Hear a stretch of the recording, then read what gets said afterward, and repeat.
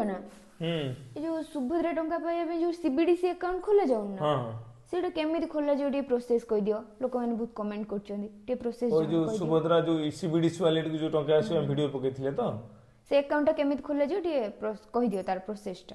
ସୁଭଦ୍ରା ଯୋଉ ସିବିଡିସି ଆକାଉଣ୍ଟଟା କେମିତି ଖୋଲାଯିବ ମୁଁ ଆପଣଙ୍କୁ ସ୍କ୍ରିନ୍ ଉପରେ ଲାଇଭ୍ କରିକି ଦେଖେଇ ଦଉଛି। ଆପଣମାନେ ଦେଖି ନିଜେ ଘରେ ବସି ନିଜ ମୋବାଇଲ ଦ୍ୱାରା ମଧ୍ୟ କରିପାରିବେ। ଏଟା ବେଶୀ ବଡ଼ କାମ ନୁହେଁ, 1 ମିନିଟର କାମ ଆପଣମାନେ ନିଜେ ନିଜେ ନିଜ ମୋବାଇଲ ଦ୍ୱାରା କରିପାରିବେ। କେମିତି ଆମେ ଓପନ୍ କରିବା ନିଜ ମୋବାଇଲରେ, ଫାଷ୍ଟ ମନେ ରଖନ୍ତୁ ଆପଣଙ୍କୁ ଗୋଟେ 5G ମୋବାଇଲ ଦରକାର। ମୁଁ ଆଗରୁ ବି କହି ଯାହାର ମୋବାଇଲ ନଥିବ ସେ କେମିତି କ'ଣ କରିବେ। ଯେଉଁମାନଙ୍କର ମୋବାଇଲ ଅଛି 5G ସେମାନେ କରିପାରିବେ, ଯେଉଁମାନେ ଡିଜିଟାଲ ୱେରେ ନେବା ପାଇଁ ଚାହୁଁଛନ୍ତି ସେମାନେ ନେଇପାରିବେ। ତ ଆମେ ଫୋନରେ ପ୍ରଥମେ ଗୁଗଲ ପ୍ଲେ ଷ୍ଟୋରକୁ ଯିବା।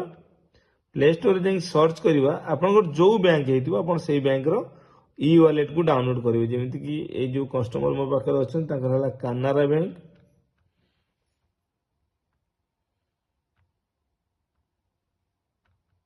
କାନାରା ବ୍ୟାଙ୍କ ଇ ୱାଲେଟ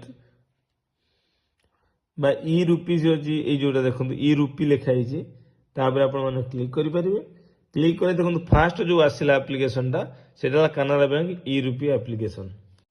ତାପରେ କ୍ଲିକ୍ କରିବେ, ସେଟା ଡାଉନଲୋଡ ହେବା ପାଇଁ ଟିକେ ୱେଟ୍ କରିବେ। ଦେଖନ୍ତୁ 100% ହେଇଗଲେ ଆପଣଙ୍କର ଏଟା ଡାଉନଲୋଡ ହେଇଯିବ। ଡାଉନଲୋଡ ହେଇଗଲା, ବର୍ତ୍ତମାନ ଇନଷ୍ଟଲ ହେଉଛି। ଇନଷ୍ଟଲ ପରେ ଆପଣମାନେ ଏଇ ଯୋଉ ଓପନ ଅଛି ଓପନ ଉପରେ କ୍ଲିକ୍ କରିବେ, ନହେଲେ ଆପଣମାନେ ଯାଇକି ଆପଣଙ୍କର ଯୋଉ ମୋବାଇଲରେ ରହିଛି ଆପ୍ଲିକେସନ ସବୁ ଆପ୍ଲିକେସନ ଭିତରେ ତାକୁ ଖୋଜିବେ। ଆସିଗଲା, ଆସିଲା ପରେ ସେଠି ପରମିଶନ ଆଲାଉ ମାଗୁଛି। ପରମିଶନ ଆଲାଉ କରିସାରିଲା ପରେ ମନେ ରଖିଥିବେ ପରମିଶନ ଯେତେବେଳେ ଆଲାଉ କରିବେ ଆପଣଙ୍କର ଆପ୍ର ମ୍ୟାନେଜର ଯୋଉଟା ରହିଛି ସେଟା ଖୋଲିଯିବ। ଏଇଠି ଦେଖିବେ କୋଉଠି ଆପଣଙ୍କର ରହିଛି କାନାରା ବ୍ୟାଙ୍କ ଇ ରୁପିଟା। ଏ ଭିତରେ ଯୋଉ ଆପ୍ଲିକେସନ ଗୁଡ଼ିକ ଅଛି ଏଠି ଆପଣଙ୍କୁ ପରମିଶନ ଆଲାଉ କରିବାକୁ ପଡ଼ିବ, ତାହେଲେ ଯାଇକି ସେଟା ଖୋଲିବ, ନହେଲେ ଖୋଲିବନି। ଏଇ ଯୋଉ ଆପଣଙ୍କର ଯୋଉ ଆପ୍ଲିକେସନ ଗୁଡ଼ିକ ଅଛି ତା ଭିତରେ ସେଇ ଆପ୍ଲିକେସନ କୋଉଟା ଆପଣ ଟିକେ ଖୋଜିକି ବାହାର କରିବାର ଅଛି। ଏ ଦେଖନ୍ତୁ Canara bank digital not allowed ଲେଖା ହେଇଛି ଦେଖନ୍ତୁ। ତାପରେ କ୍ଲିକ୍ କରିବେ, ଏଠି ଆଲାଉଡ୍ କରିଦେବେ। ପ୍ରତ୍ୟେକ ଫୋନ 5G ଫୋନରେ ଏଟା ଆବଶ୍ୟକତା ରହିଛି। ଆଲାଉ ହେଇଗଲା ପରେ ଏଠି ଆସିଗଲା ଏଣ୍ଟର।